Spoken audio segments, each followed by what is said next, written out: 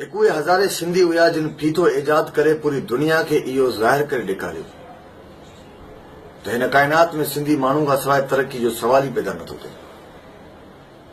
ऐं हिकु मां सिंधी आहियां जो अॼु जी तरक़ी में एतिरो त पोइते पइजी वियो आहियां जो मुंहिंजो को ॿियो मिसाल बि कोन थो मिले। हिकु उहे लखे सिंधी अॼु बि मौजूदु आहिनि जेके ततीअ थधीअ काए काने वेल वेहण वारे फार्मूले ते पंहिंजी ज़िंदगी बसर करे रहिया आहिनि। ऐं हिकु मां सिंधी आहियां जो हरू भरू फज़ूल बेकार ॻाल्हि में पंहिंजो वक़्तु बर्बाद करे रहियो आहियां। हिकु उहे लखे सिंधी अॼु बि मौजूदु आहिनि जेके महिमान नवाज़ी ते पंहिंजो सभु कुझु निछावर करण लाइ तयारु आहिनि। ऐं हिकु मां सिंधी आहियां जो हिन शहर जी एतिरी त रंगीननि में गुम थी वियो आहियां जो पंहिंजे सॻे पीउ मां जे घर अची वञण ते बि मुंहुं ख़राब थो कयां। हिकु सूफ़ी शाह इनायत शहीद सिंधी हुयो जंहिं जो खेड़े सो खाए जो नारो हणी पूरे दुनिया जे ग़रीबनि खे हक़ ॾियण वारी ॻाल्हि कई। ऐं हिकु मां सिंधी आहियां जो पंहिंजे सॻे भाउ जो बि हक़ गज़ब कई वेठो आहियां। धरती तां क़ुर्बान थींदड़ हिकिड़ो सिंधी हेमू कालाणी हुयो जंहिंखे अंग्रेज़ मारे मारे चितो थी पियो, थकिजी पियो। वार पटे जॾहिं हुन खां हुनजे साथियुनि जो नालो पुछई, चई उन ॾींहुं पंहिंजे साथियुनि जो नालो ॿुधाईंदोमांइ जंहिं ॾींहुं हिन त्रीअ ते वार फटंदा। न हेमू कालाणी जी त्री ते कॾहिं वार फुटा, न ई वरी हुन पंहिंजे साथियुनि जो कॾहिं नालो ॿुधायो।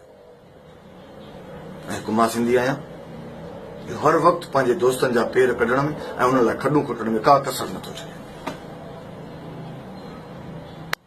हिकु साईं जीएम सैद सिंधी हुयो जंहिं सभिनी सिंधियुनि खे गॾु करण जी कोशिश कई। ऐं हिकु मां सिंधी आहियां जो धोला ठाहे वेही रहियो आहियां। साईं सदाईं करी मथे सिंध सुकार, दोस्त मिठा दिलदार आलम सभु आबाद करी। हिकु शाह अब्दुल लतीफ़ भिटाई सिंधी हुयो जंहिं सिंध सां गॾोगॾु पूरे आलम खे दुआ कई, पूरी काइनात सां मुखातिब थियो। ऐं हिकु मां सिंधी आहियां जो खूह जे ॾेॾर वांगुरु सिर्फ़ु पंहिंजे खोल पंहिंजी ज़ात में फाथो पियो आहियां। जो मां अॼु ॾींहं ताईं शाह अब्दुल लतीफ़ भिटाई खे पूरी दुनिया में सही माना में मुतारफ़ न कराए सघियो आहियां। मूंखे जेकॾहिं पंहिंजे हिन सिंध में, पंहिंजे हिन क़ौम में जेकॾहिं बदिलाव आणणो आहे त सभ खां पहिरियों मूंखे पाण खे बदिलणो पवंदो।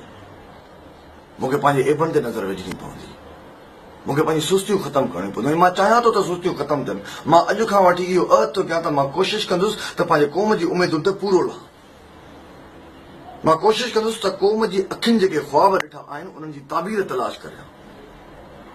मां हिन माग जे मुक़दस मिटी जो कसम खाई पंहिंजे क़ौम सां अॼु इहो वाइदो थो कयां त कॾहिं बि पंहिंजी ज़ाती ख़्वाहिशुनि जो ग़ुलाम बणिजी धरतीअ ॼाइनि खां मुंहुं न मोड़ींदुसि।